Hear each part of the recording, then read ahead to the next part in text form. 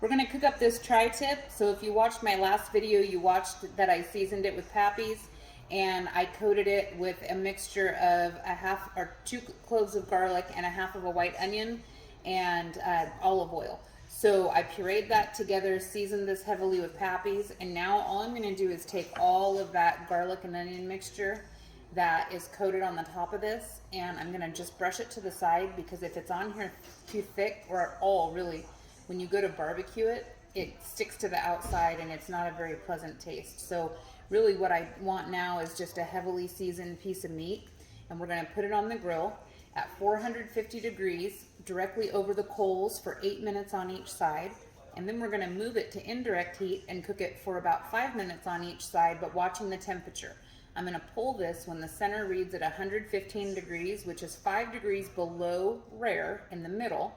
And I'm gonna let it sit about 7 to 10 minutes before I cut it. By the time I cut it and it's rested, it will come up and it'll be between 100 to 125 degrees. So I'll get a nice, perfect rare center, a medium rare next to that, medium well, and then well at the end. So everybody in the house can have their favorite cut of meat. So this tri-tip is scraped down. I'm just gonna take this garlic mess and drop it into the sink, and we are going to put this on the grill, and I'll take you out and show you what it looks like on the grill. But this is what your tri-tip should look like, and it'll have kind of a brown color, and that's just from it sitting in the salt and that, or the Pappy's, and the salt from that Pappy's tenderizing this meat. So I'm gonna get this ready, we'll throw it on the grill, and I'll come back to show you what it's gonna look like.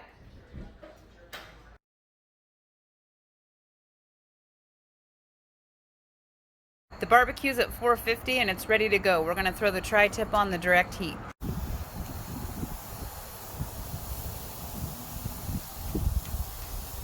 And as you can see, the charcoal's here, and then this side we don't have any, and this side's gonna be hot, but without the charcoal, and that's how you're gonna cook indirect.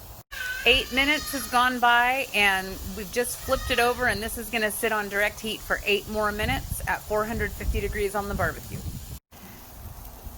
All right, 8 minutes is up on direct heat on the other side. So now we're gonna move it over to indirect heat for about 5 minutes on each side. This doesn't have much of a fat cap on it, so I may reduce the cooking time, and I'm just gonna keep checking the internal temperature.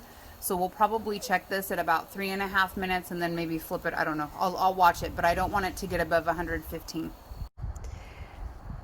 Okay, this has been on indirect heat for about 3.5 minutes, but because of a little bit of fat on here, this is so lean, I'm concerned that it's gonna overcook. So we're gonna check the temperature and just see right where the fattest part of the center is. And if it's 115 or more, I'm gonna pull this. Ooh, it's gotta go. This is rare right now.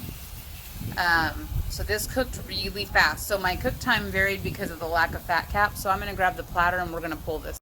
That tri-tip got rare really fast. It hit that 120 temperature. So I have it resting. And while that's resting, I'm gonna do broccoli and cheese sauce. So I have my water going and I have cheese sauce.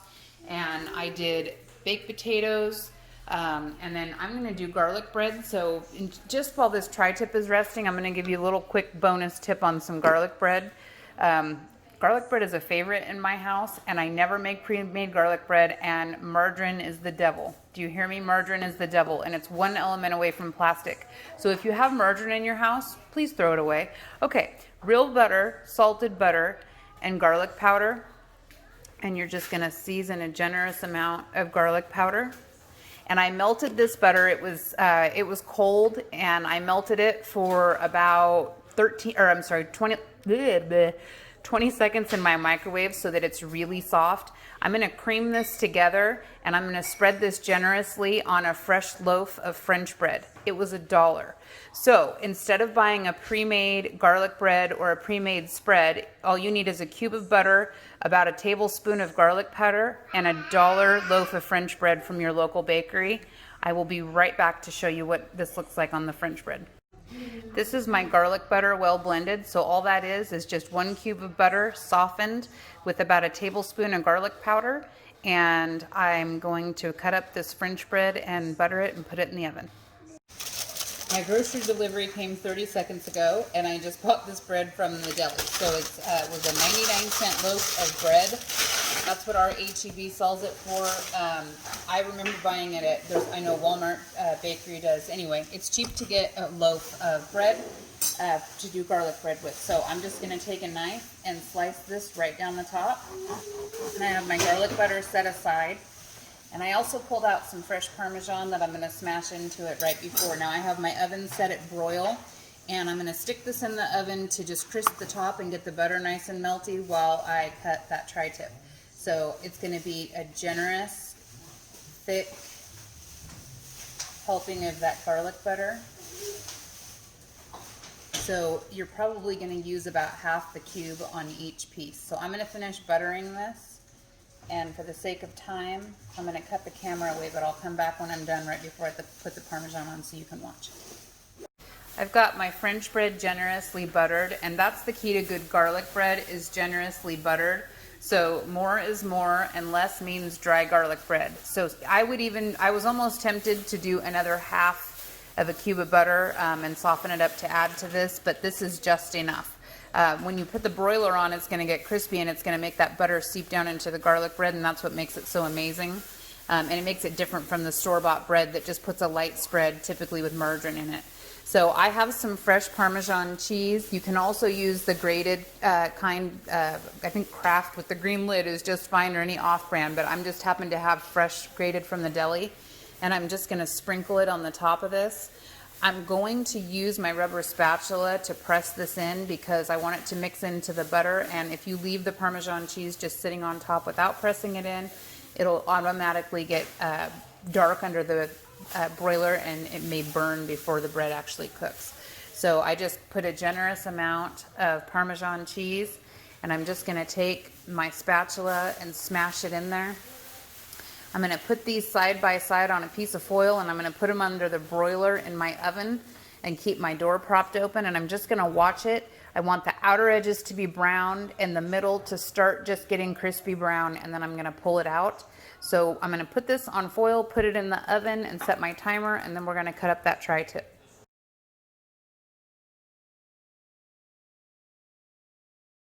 This beauty is done, and it's time to cut it, and I'm going to cut it against the grain. So you can see that the grain is going this way. So what I'm going to do is I'm going to cut slices going this way. So I'm going to set the phone down here and face me, and then I'll start cutting into it. And then once I'm able to get in, I'll show you exactly what it looks like and how we did. So I'm expecting this outer edge to be well done, because as I go more into the center of the steak, we're going to find that it's going to be more and more rare.